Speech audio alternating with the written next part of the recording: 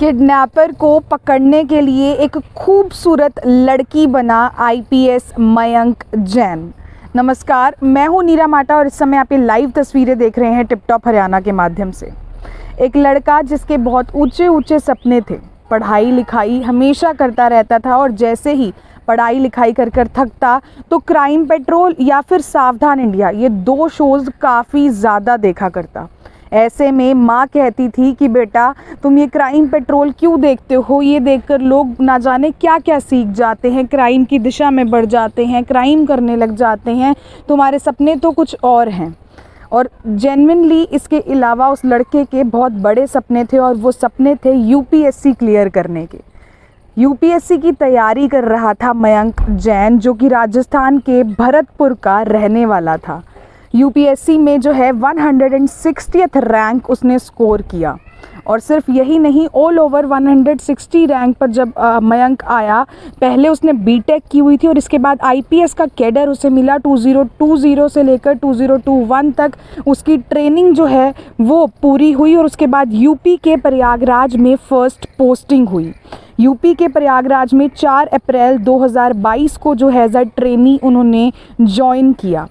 जैसे ही वो ज्वाइन करते हैं, अभी इंट्रोडक्शन चल रही थी, जितने भी थाने में एसएचओस थे सभी से जो है अभी इंट्रोडक्शन का सिलसिला जारी ही था। मयंक अपने बारे में बता रहा था, दूसरे जो एएसआई थे वो सब अपने बारे में बता रहे थे और इतने में एक बुज़ुर्ग माँ जो है वो आती है रोते हुए अपने हस्बैंड के साथ। 2 बुज़ुर्ग लोग वहाँ पर पहुँचते हैं और कहते हैं कि बेटा हमारी जो बेटी है वो लापता है और हम पुलिस के चक्कर पर चक्कर काट कर थक चुके हैं, लेकिन आपकी पुलिस है कि कुछ कर ही नहीं रही है।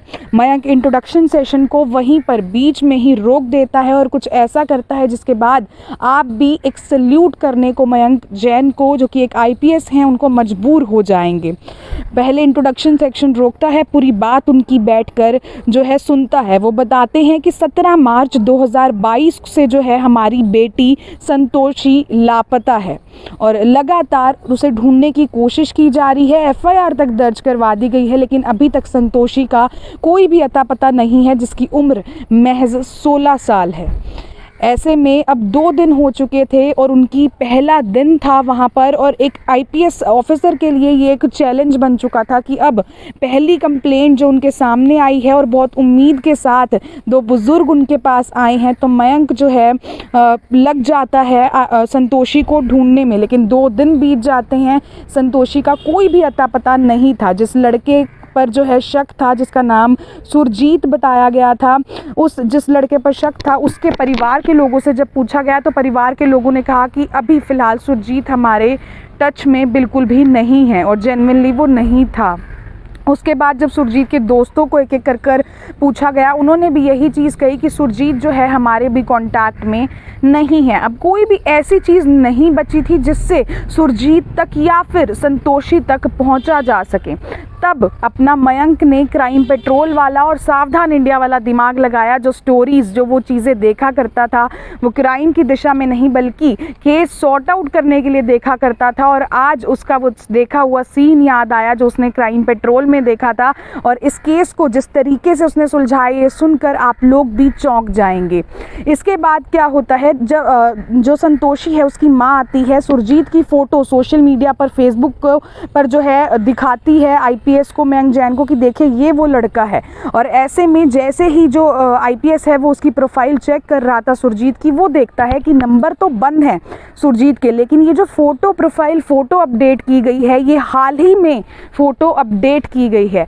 ऐसे में मयंक जैन जो है एक टीम गठित करता है, एक फेक आईडी बनाई जाती है कोमल नाम की एक लड़की की, जो कि बहुत ही सुंदर फ़ोटोज़ जो है उस आईडी के ऊपर लगाई जाती हैं।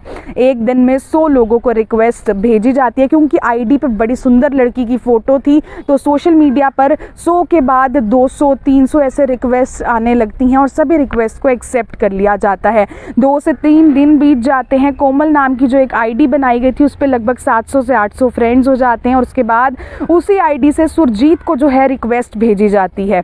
अब सुरजीत से जो है पहला मैसेज जो है वो कोमल करती है कि कुछ इस तरीके का मैसेज करना था कि वो आईडी फेक भी ना लगे और कहीं ना कहीं इंसान मजबूर हो जाए जवाब देने पर। तो वो पहला मैसेज लिखती है कोमल की आईडी से, जो लिखते हैं IPS मयंक जैन, वो ये लिखते हैं तुम इतने हैंडसम सच में हो या फिर तुमने अपनी फ़ोटोज़ पर फ़िल्टर लगाया हुआ है।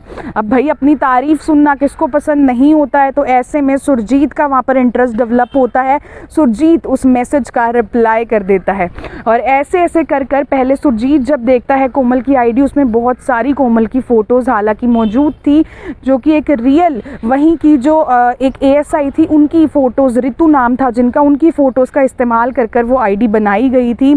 और उसके बाद लगातार ये बात स्टार्ट हो जाती है। जैसे ही इस बात होते होते 2 दिन हो जाते हैं, 3 दिन हो जाते हैं, सुबह शाम मैसेंजर पर जो है कोमल की आईडी से मयंक जैन उससे बातचीत कर रहे थे, लेकिन एक दिन मैसेंजर पर वीडियो कॉल आती है। तो मयंक जैन को लगता है कि आखिरकार अब क्या होगा, अब लड़की किसको बनाया जाए, क्योंकि वो फ़ोटोज़ एक ASI की ही इस्तेमाल की गई थी। तो वो ऋतु से कहते हैं कि तुम्हें जो है इससे वीडियो कॉल पर बात करनी होगी।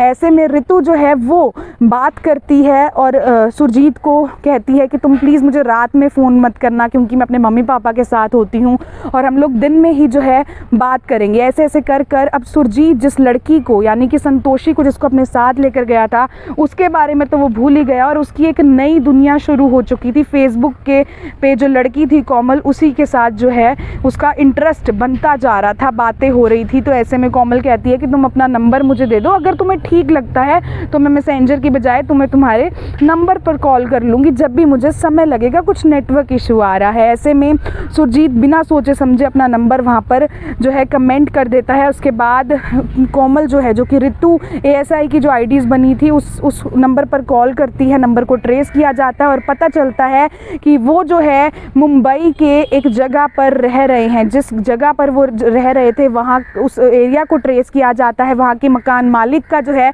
पता लगाया जाता है और यहाँ से जो है पुलिस, UP पुलिस जो है वो वहाँ मकान मालिक को फ़ोन करके कहती है कि हम जो है पुलिस स्टेशन से बोल रहे हैं, तुम्हारे यहाँ पर ऐसे ऐसे कर कर एक जो लड़का है वो एक लड़की को बहला फुसला कर, जिसकी उम्र महज 16 साल है, उसको लेकर आया है। तुम्हें कोई भी अगर चालाकी करने की कोशिश की तो तुम्हें भी सज़ा हो सकती है। पहले से जो है मकान मालिक को इत्तला कर दी गई थी और उसके बाद सीधा पुलिस जाती है मुंबई।